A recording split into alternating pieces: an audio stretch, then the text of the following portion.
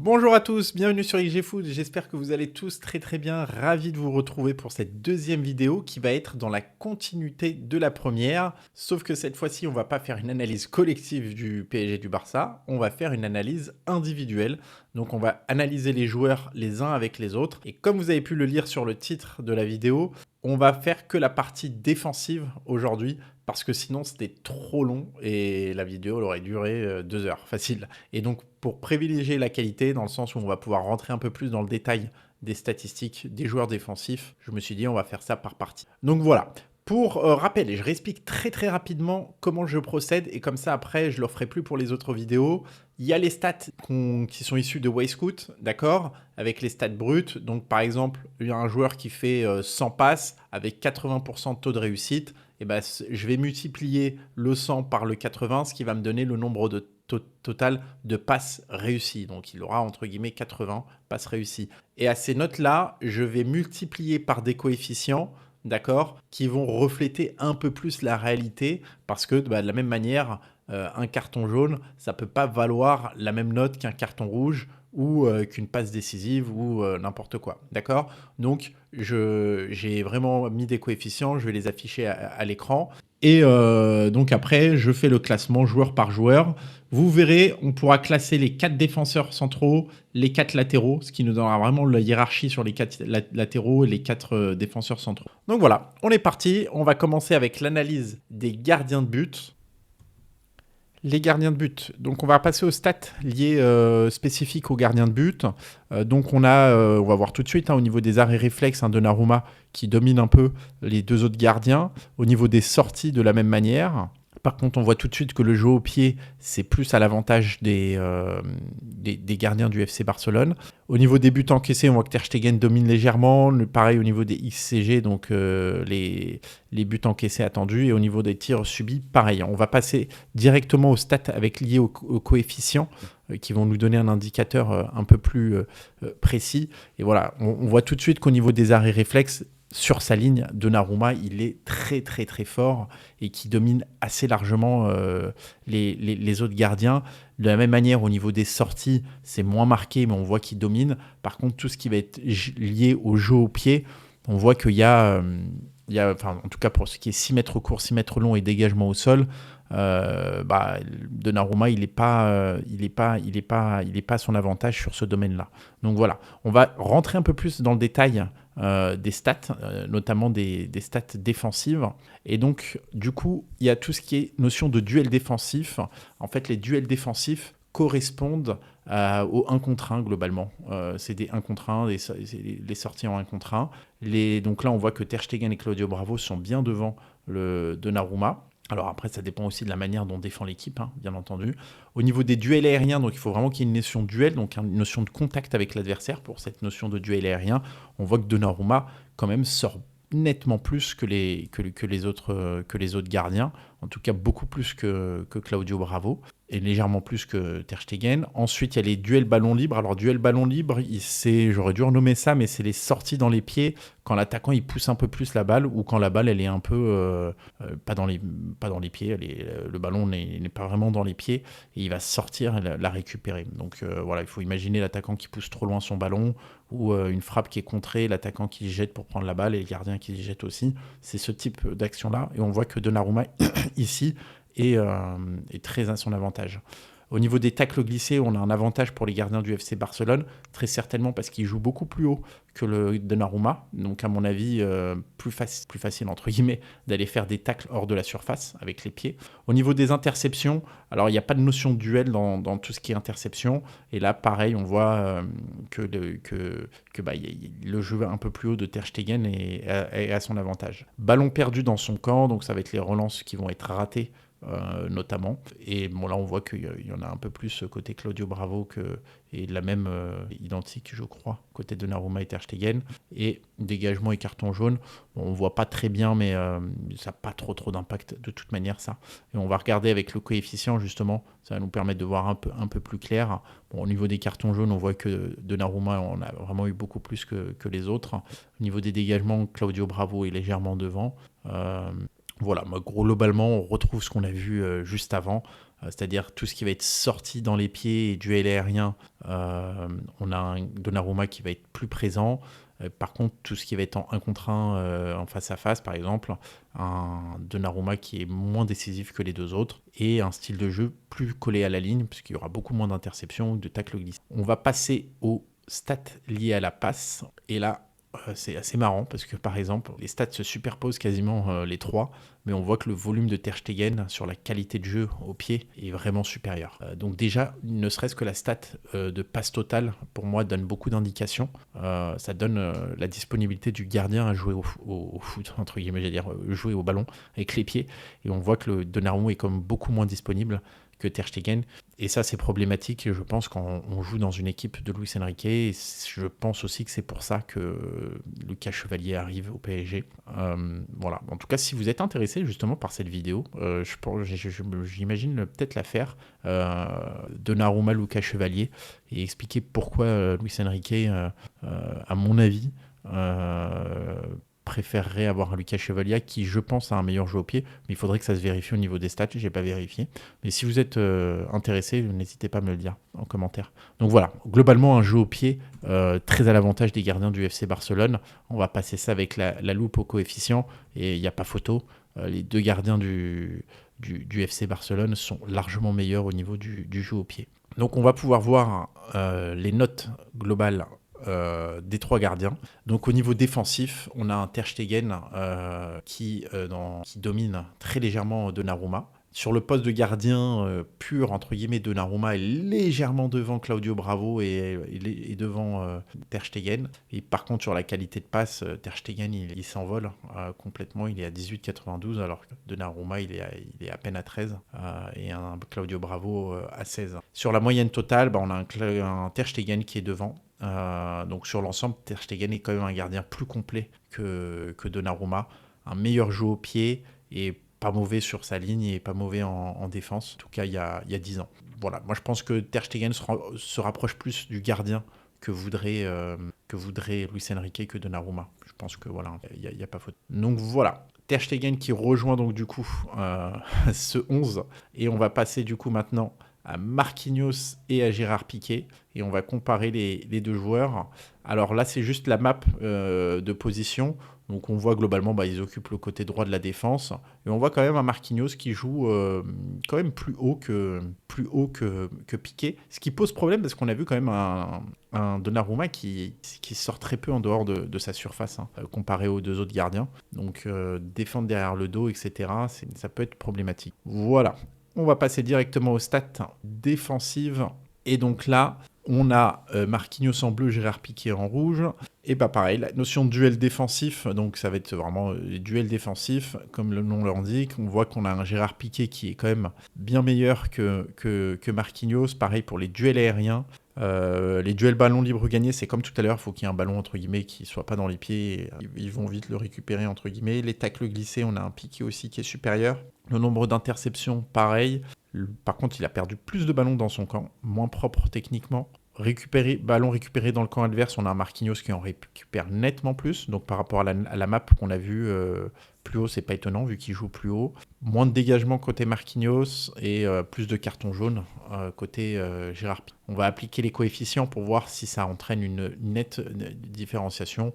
Et globalement, on voit un Piqué qui, sur les stats défensives, est quand même assez nettement supérieur à Marquinhos dans tous les secteurs, si ce n'est peut-être le nombre de ballons de récupération haute dans le camp adverse. On va passer aux stats liées à la passe. Donc là, on a pareil, un Marquinhos qui, au niveau du nombre de passes, est quand même à quasiment une vingtaine de passes en plus que Gérard Piqué. C'est pas peu, c'est quand même assez, c'est un bon chiffre pour un défenseur central. Donc on est quasiment à 80 ballons joués en moyenne par match, un peu moins. Et donc les nombres de passes longues, Comme on l'avait vu la semaine dernière, un Barça qui a un jeu un peu plus direct, supérieur pour Piqué. Nombre de passes en profondeur, peut-être que le fait que Marquinhos joue un peu plus haut, il est plus à même à aller chercher une passe en profondeur pour un attaquant. Passe dans le troisième tiers, pareil, on a un Marquinhos qui semble un peu au-dessus. Le nombre de passes reçues, donc on a un Marquinhos qui est plus disponible pour jouer et passe vers l'avant aussi supérieur côté Marquinhos à Piqué. Donc on va appliquer les coefficients et globalement ça change pas trop non plus. On voit il y a vraiment juste au niveau des passes longues où Piqué semble supérieur. Sinon pour le reste au niveau de la qualité de passe et de la disponibilité dans le jeu, Marquinhos est bien supérieur est légèrement supérieur à Gérard Piqué. Et moi je suis assez surpris par rapport à ça, parce que Gérard Piqué quand même était connu pour avoir un bon jeu au pied. Les stats offensives. On a donc un Piqué qui a marqué plus de buts, qui frappe beaucoup plus, qui a un nombre d'expected goals qui est plus important. Passe vertir. Alors, passe vertir, cette stat, qu'est-ce qu'elle veut dire? Elle veut dire une passe que le Marquinhos va faire ou Piqué va faire et qui va aboutir à un tir. Donc, par exemple, Marquinhos fait la passe à Dembélé et Dembélé frappe directement après. Donc là, on voit un Marquinhos qui joue un peu plus haut sur ça et qui arrive à délivrer plus de passes dans ce domaine. Au niveau des dribbles et des duels offensifs, par contre, il n'y a pas photo. Piqué est largement au-dessus. Nombre de ballons touchés dans la surface, pareil pour Piqué qui est très très légèrement au-dessus de Marquinhos. Par contre, au niveau des courses progressives, on a un Piqué qui domine Piqué. Un Marquinhos qui domine Piqué, pardon. Donc on va regarder avec les coefficients ce que ça donne. Et donc là, au niveau des ballons touchés dans la surface, des duels offensifs, des dribbles, c'est assez nettement à l'avantage de Gérard Piqué. Les courses progressives plutôt pour Marquinhos. Et tout ce qui va être passe avant tir, centre, sont à l'avantage de Marquinhos. Par contre, plus d'efficacité côté Piqué avec plus de buts et plus de tirs cadrés, notamment. Donc on va pouvoir voir le résultat. Et donc du coup, on a défensivement un Piqué qui est devant. Un Piqué qui est devant. En attaque, on a un Marquinhos qui va être devant, parce qu'en fait, sur la moyenne des stats, les stats clés, on va dire, et il y a des stats négatives, parce qu'en fait, il a beaucoup de hors-jeu, Piqué, qui vont lui faire chuter aussi un peu sa note. On a un Marquinhos qui est devant, et sur une qualité de passe globale, on a un Marquinhos aussi qui est devant. Ce qui donne un résultat à l'avantage de Marquinhos, très légèrement, 13,75. Ça se joue pas à grand-chose, mais globalement, on a un Marquinhos devant. Alors par rapport à la stat d'attaque, ça peut surprendre par rapport à ce qu'on a vu juste avant avec le graphique où on avait l'impression que Piqué dominait. Alors il faut savoir que les graphiques, je les reflète pas forcément les vraies valeurs, hein, dans le sens où il y a des valeurs qui vont être très très basses et des valeurs qui vont être très très hautes. Donc je suis obligé de les harmoniser. Donc ça peut donner l'impression que Piqué était nettement meilleur. Par exemple par rapport au nombre de tirs, etc. Mais en réalité, il n'a pas fait 40 000 tirs non plus. Donc je suis obligé de grossir un peu la valeur, hein, pour que ça soit visuellement acceptable. Donc il aurait fallu que je vous montre les stats précisément des deux joueurs, pour que vous vous rendiez compte vraiment que Marquinhos offensivement est supérieur à Piqué. Voilà, petite explication parce que ça peut paraître un peu surprenant, mais ça ne l'est pas en réalité. Je vous explique juste comment j'ai procédé. Donc voilà, on a un Marquinhos qui rejoint Ter Stegen dans le 11. Et donc maintenant, on va passer au duel Pacho et Mascherano. Alors, j'ai été très très très embêté pour faire ces deux comparaisons-là, parce que dans certaines stats, on verra, un Mascherano, il a certains matchs où il a joué quand même 6, et ça se fait ressentir sur certaines stats. Mais bon, c'est le jeu, la plupart du temps, il a joué défenseur central, et on voit quand même que Pacho, il joue assez haut encore, hein, une nouvelle fois. Au niveau des stats défensifs, grosse surprise, c'est qu'on a un Mascherano quand même qui, au niveau des duels aériens, est supérieur. Au niveau des duels défensifs, pareil. Au niveau des tacles, c'est pas une surprise. Nombre d'interceptions, il est supérieur. Plus propre parce qu'il perd moins de ballons dans son camp. Il joue légèrement plus haut que Pacho. Là, je pense que c'est dû à son poste de 6 sur certains matchs. Plus de dégagement, plus de fautes et plus de cartons jaunes et de cartons rouges, ça c'est pas une surprise. Alors, avec les coefficients, on va voir ce que ça donne. Et donc, on a quand même un Mascherano qui semble supérieur, avec un nombre de tacles glissés bien plus important, un nombre d'interceptions aussi plus important, de duels défensifs gagnés. Au niveau des duels aériens, au final, bon, il n'y a pas grande différence. Donc on verra ce que ça va donner au niveau de la note. Mais c'est assez intéressant de voir que on aurait pu penser que Pacho allait dominer ce duel défensif, et c'est peut-être pas forcément le cas, et on va regarder ensuite les résultats précisément, de manière plus précise. Au niveau des passes, et là pareil, on a un nombre de passes longues bien supérieur côté Mascherano, passes en profondeur pareil, des expected assists qui sont supérieurs aussi. Deuxième passe décisive, donc c'est la passe avant la passe décisive, Pacho me semble légèrement un peu supérieur. Passe dans le dernier tiers, Mascherano devant. Bon, globalement, on a quand même deux joueurs aussi qui sont assez disponibles, qui jouent. Alors pareil, je pense que c'est gonflé un peu par le fait que Mascherano ait joué 6. Mais on va regarder avec les coefficients ce que ça donne. Et voilà, bon, ça ne change pas grand-chose. Ça reste, je pense, on verra les résultats, un Mascherano qui semble quand même plus à l'aise jeu au pied. C'est pas étonnant, il a fait une partie de sa carrière en étant 6 au début à Liverpool. Au niveau des stats offensives, donc là pareil, on a quand même des stats assez marquées. Pacho qui a touché plus de ballons dans la surface adverse, plus présent on va dire peut-être sur les corners, etc.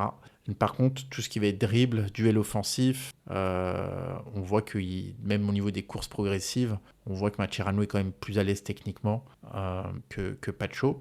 Par contre, au niveau des expected goals, Pacho est supérieur à Mascherano. Donc ça, c'est pas anodin non plus. Donc on va regarder le classement du coup entre ces deux joueurs. Ah non, pardon, excusez-moi. D'abord, il y a les coefficients. Bon, globalement, Mascherano, là, il surpasse un peu le Pacho. On va regarder du coup la note. Enfin, les notes. Donc, défensivement, on a un Mascherano qui est bien supérieur, quand même. Moi, je suis assez surpris parce que Pacho, il fait une grosse saison. Et on a un Mascherano qui est à 16,85 en défense. Voilà. Alors, les notes, là, elles sont sur 20 et elles sont comparables à Marquinhos et à... C'est exactement les mêmes mesures, etc. Donc, je vous verrai juste après. On regardera, on pourra classer les 4 défenseurs. Alors, en attaque, on voit que c'est une note moyenne aussi pour Mascherano, mais Pacho, c'est très compliqué. Après, il a le poste au PSG qui demande le moins c'est le joueur qui participe le moins, je pense, offensivement dans l'équipe. Et au niveau des passes, pareil, Mascherano est devant. Honnêtement, il n'y avait pas trop photo entre ce duel. On a un Mascherano qui a largement dominé Pacho et c'est très surprenant. Honnêtement, très surprenant. Je m'attendais vraiment pas à ça. Donc on a un Mascherano qui rejoint Marquinhos dans la paire. Et en fait, donc là, je vous ai fait le classement des 4 défenseurs. Et on voit que le meilleur défenseur, c'est Marquinhos avec 15,55. Derrière, c'est Mascherano avec 15,18, suivi de Piqué et de Pacho. Donc on a là pour le coup vraiment la meilleure charnière à faire, c'est Marquinhos-Mascherano.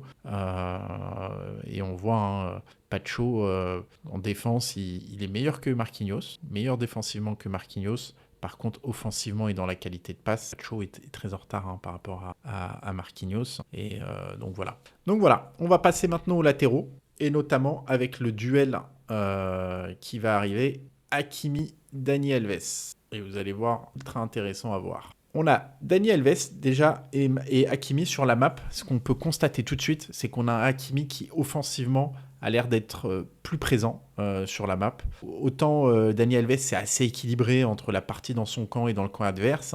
Autant Hakimi, on voit qu'il passe plus de temps dans le camp adverse que dans son camp. Donc ça va être intéressant à regarder au niveau des stats. Au niveau des stats défensives, alors c'est marrant parce qu'elles se superposent quasiment, sauf qu'on voit que quand même Dani Alves domine pas mal au niveau du nombre d'interceptions, au niveau du nombre de duels, que ce soit défensif ou aérien, pareil sur les ballons libres, plus de tacles glissés, plus de fautes, c'est pas une surprise.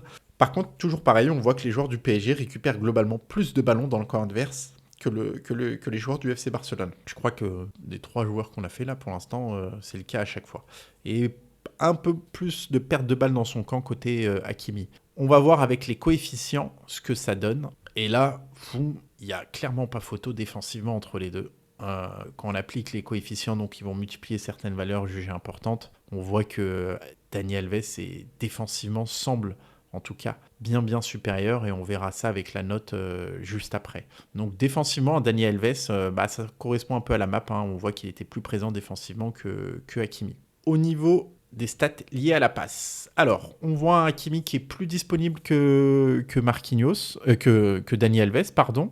Moins de passes longues, moins de passes en profondeur. Alors, peut-être parce que c'est lui qui réceptionne ses passes longues et c'est lui qui réceptionne ses passes en profondeur, Hakimi. Il y a de fortes chances que ça soit plus ça. Par contre, au niveau des passes décisives, il est au-dessus. Des passes décisives attendues, pareil. Des secondes passes décisives, il est peut-être légèrement en dessous, mais c'est quasiment pareil. Nombre de ballons reçus supérieur, donc plus disponible que Dani Alves. On va regarder ça avec les coefficients, ce que ça donne. On va voir si ça change pas mal et on voit hein, les passes décisives qui augmentent, les expected assists pareil.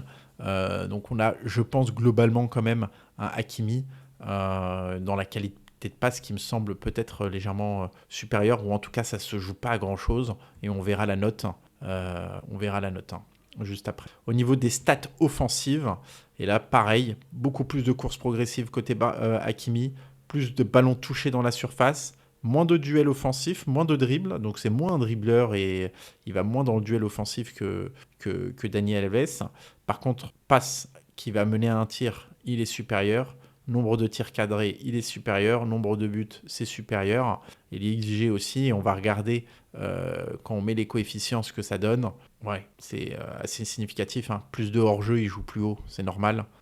Plus de touches dans la surface. Au niveau des duels offensifs, ça se resserre un peu. Pareil au niveau des dribbles. Donc voilà. On va regarder qui gagne ce duel entre des défenseurs de grand talent. Et donc, offensivement, il n'y a clairement pas photo entre les deux. 18,84 pour Hakimi, 12,87 pour Dani Alves. Et on parle de Dani Alves. C'est dire à quel point, offensivement, Hakimi, cette saison, a été juste exceptionnel. Vraiment exceptionnel. Défensivement, par contre, ça s'est ressenti. Grosse perte au niveau défensif. Et au niveau de la qualité de passe, on a un Hakimi qui est très, très légèrement. Alors, au-dessus, les deux sont exceptionnels. On a 18-10, 17-70. Mais on a un Hakimi qui est légèrement en dessous, légèrement au-dessus. Et à la moyenne, ça se joue à pas grand-chose. On a un Hakimi qui devance Dani Alves, 15,26, malgré sa note assez piteuse défensivement. Donc franchement, bravo. Et donc franchement, top. Le duel très intéressant de voir la différence entre les deux,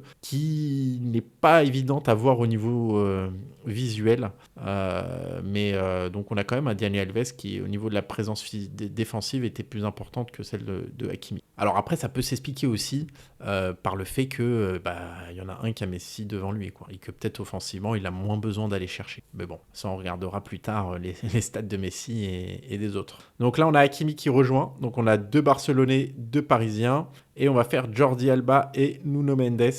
Et on va regarder. Alors pareil au niveau de la map, on voit un Jordi Alba qui, je trouve, alors c'est peut-être une impression visuelle, colle peut-être un peu plus la ligne que Nuno Mendes, et un Nuno Mendes qui rentre peut-être un peu plus dans le cœur du jeu que Jordi Alba. Et se projette, après au niveau des projections, c'est globalement à peu près pareil. Au niveau des stats défensives, alors au niveau des duels défensifs, on a peut-être un Jordi Alba qui semble très légèrement au-dessus, duel aérien, Nuno Mendes au-dessus.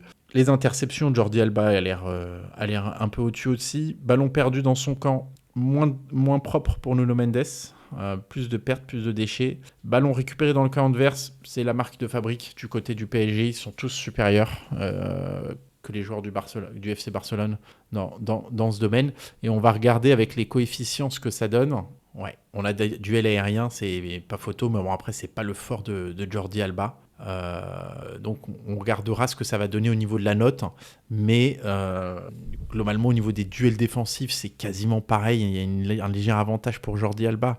Après tout ce qui est duel sur ballon libre, tacle glissé, interception, on a un Jordi Alba quand même qui semble en tout cas défensivement visiblement légèrement au-dessus, mais on regardera la note, ce que ça donnera. Les stats liés aux passes. Donc là, pareil, c'est quasiment kiff-kiff. On a l'impression que Jordi Alba, c'est quand même légèrement au-dessus que Nuno Mendes. Plus de passes jouées, plus de ballons reçus, donc peut-être un peu plus disponible que Nuno Mendes dans le jeu. Plus de passes en profondeur, plus de passes décisives, plus d'expected assists, moins de secondes passes décisives. Donc on va regarder avec les coefficients, mais on a un Jordi Alba qui semble très très légèrement supérieur. Et là, pareil, On retrouve globalement ce qu'on a vu, hein, voilà, au niveau des passes décisives, Jordi Alba quand même est bien supérieur. Il y a vraiment au niveau juste de la seconde passe décisive, c'est-à-dire la passe avant la passe décisive, où Nuno Mendes semble supérieur, et sur les passes longues. Mais on regardera la note, on verra si vraiment Nuno Mendes est inférieur ou pas à Jordi Alba sur ce domaine. Et là, au niveau des stats offensives, c'est assez effrayant. Pour le coup. Autant depuis tout à l'heure, ils se superposent, il n'y a pas grand-chose qui les sépare. Autant là, que ce soit le nombre de fautes subies, le nombre de courses progressives, les duels, ballon touché dans la surface, c'est pareil. Duel offensif, dribble, Nuno Mendes largement à son avantage. Nombre de tirs cadrés, pareil. Passe qui va mener à un tir, Nuno Mendes semble légèrement supérieur. On va regarder avec le coefficient pour voir ce que ça donne. Et ça confirme juste à peu près la donne qu'on a vue, hein, des courses progressives largement à son avantage, etc. etc. Donc offensivement, normalement, il ne devrait pas y avoir trop de surprises, notamment qu'on a des hors-jeux pour Jordi Alba qui vont être comptés négativement, supérieurs à Nuno Mendes. Donc les notes des deux joueurs, voilà. Donc on a en attaque effectivement un Nuno Mendes qui est à 16,79, et alors Jordi Alba qui est seulement à 7,90. Donc on a vraiment... on sent vraiment un joueur qui n'a pas besoin d'aller apporter offensif. Défensivement, par contre, on voit que Jordi Alba est meilleur. Et au niveau de la qualité de passe, Jordi Alba est meilleur que Nuno Mendes. Sur le total, on a un Nuno Mendes qui est devant Jordi Alba. Alors, peut-être que Jordi Alba est finalement peut-être plus complet, avec une meilleure qualité de passe, des meilleures assises défensives, mais son niveau offensif est bien inférieur à Nuno Mendes. Alors c'est toujours pareil, il avait Neymar, et croyez-moi, la semaine prochaine, quand vous verrez les stats de Neymar, vous allez halluciner. C'est peut-être pour ça aussi. Mais toujours est-il que sur la moyenne, il est juste derrière Nuno Mendes, Jordi Alba. Donc on a un Nuno Mendes qui vient rejoindre ce 11, domine les latéraux du Barça, qui étaient quand même réputés pour être des latéraux déjà très offensifs. Mais à l'inverse, défensivement, on voit que les latéraux du PSG, c'est pas leur qualité première. Par contre, au niveau de la qualité technique, que ce soit Nuno Mendes ou Achraf Hakimi, n'ont rien à envier, même si Nuno Mendes est un peu en retrait, mais globalement, ils n'ont rien à envier aux joueurs du FC Barcelone. Voilà pour l'analyse défensive des joueurs du PSG et du Barça 2015. J'espère que vous avez appris pas mal de choses dans la vidéo pour comprendre un peu mieux les spécificités de chaque joueur et comment ça s'applique au collectif. J'ai essayé de ne pas être trop long, je suis vraiment désolé, mais comme vous voyez, il y a beaucoup de données. En tout cas, je vous dis à très vite pour la prochaine vidéo où on va parler cette fois-ci des joueurs du milieu de terrain et des joueurs offensifs. Donc je vous dis à très bientôt. Salut les amis!